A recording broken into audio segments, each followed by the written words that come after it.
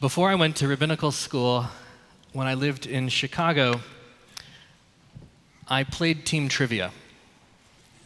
And I played a lot of team trivia. Our team's name was Werewolf Bar Mitzvah. True story. And we were unstoppable. Within a 1-block radius off the Southport stop on the Brown Line, and within our own minds, we were a big deal.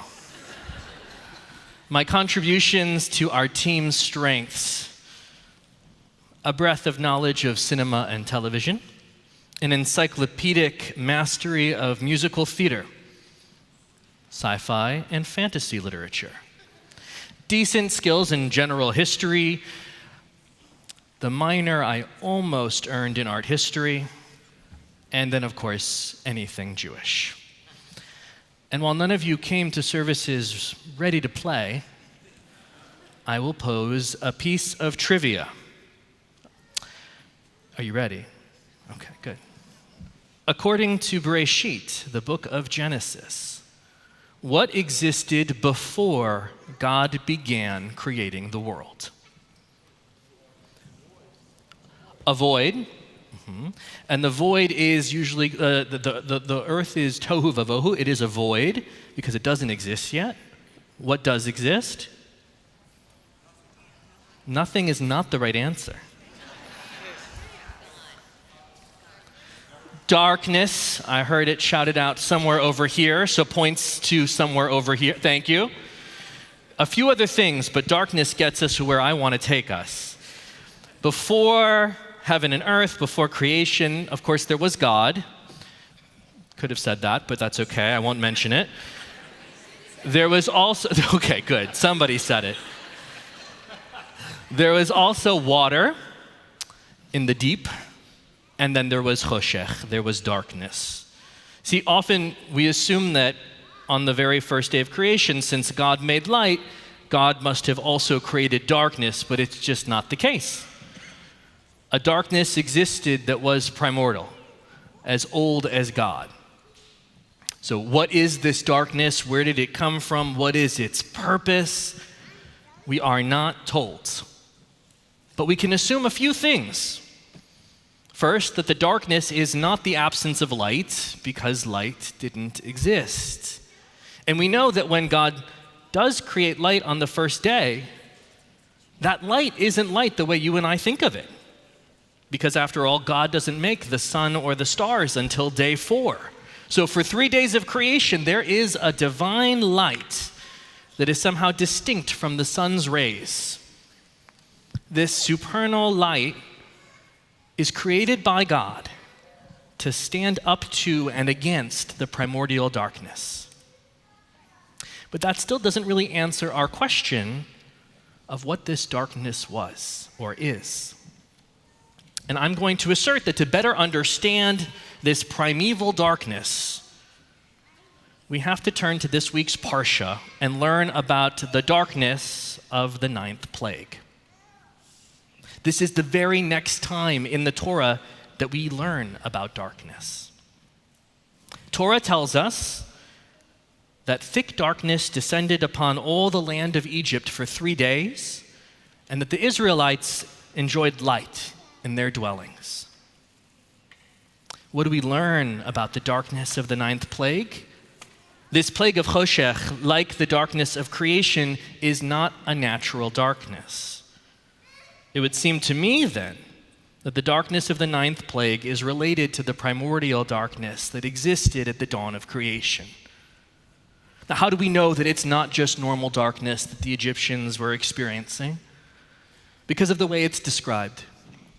Torah says, v'yamesh choshech, that the Egyptians could feel the darkness. And this darkness, we're told, was so heavy and so oppressive. Lo kamu ish mitachtav. A person could not even stand up. They were made low by it. And the last detail that we learn about the darkness of this plague is that lo ra'u ish et achiv. Now, because it's Hebrew, we can translate that phrase a couple of ways. Most of the time we might say that what it means is because of the darkness, a person could not see their brother. But many commentators suggest that we ought to translate it differently, that we ought to translate it as because of the darkness, people could not see that they were brothers. What is a darkness that is so pervasive that you feel it? What is a darkness that is so strong it diminishes you and debases you and lowers you to the ground? What is this primordial darkness against which God first cast light into the world?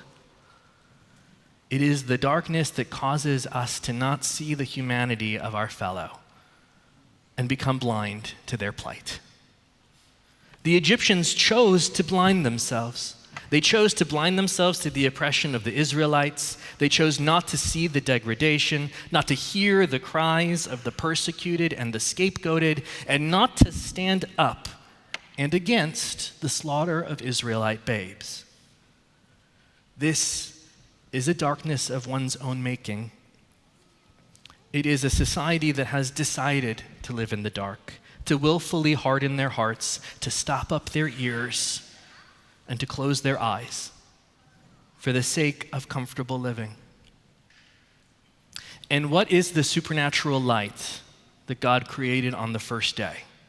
What does it mean when Parshat Bo tells us that in spite of the deep abiding darkness in Egypt, the Israelites had light in their homes? This is the light of a community that knows they are connected, that they are bound together, that they are responsible for and to each other's suffering. God makes this clear in the Bible by saying, "And when you offer your compassion to the hungry and satisfy the famished, then your light shines in the darkness."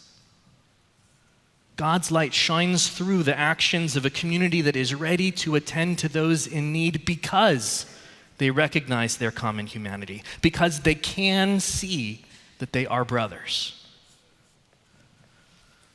Our tradition, our Torah, is sometimes multivocal, it is often complex, it is almost always nuanced, but on some subjects it is crystalline.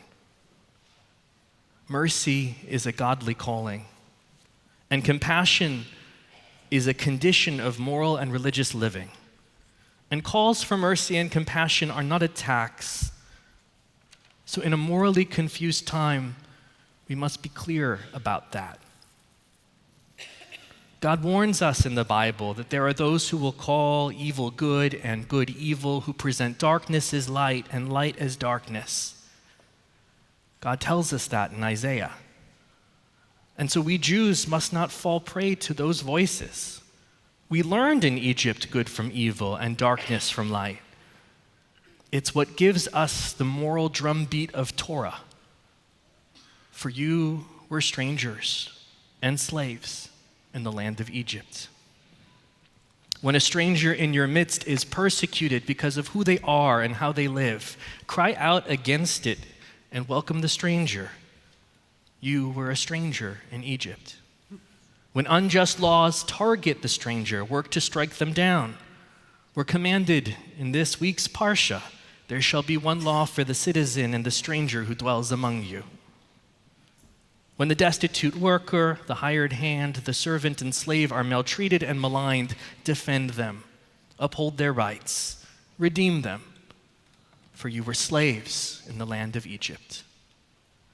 Thousands of years ago, God called out to our ancestors through his prophet, and he commanded us, saying, "Rise and shine.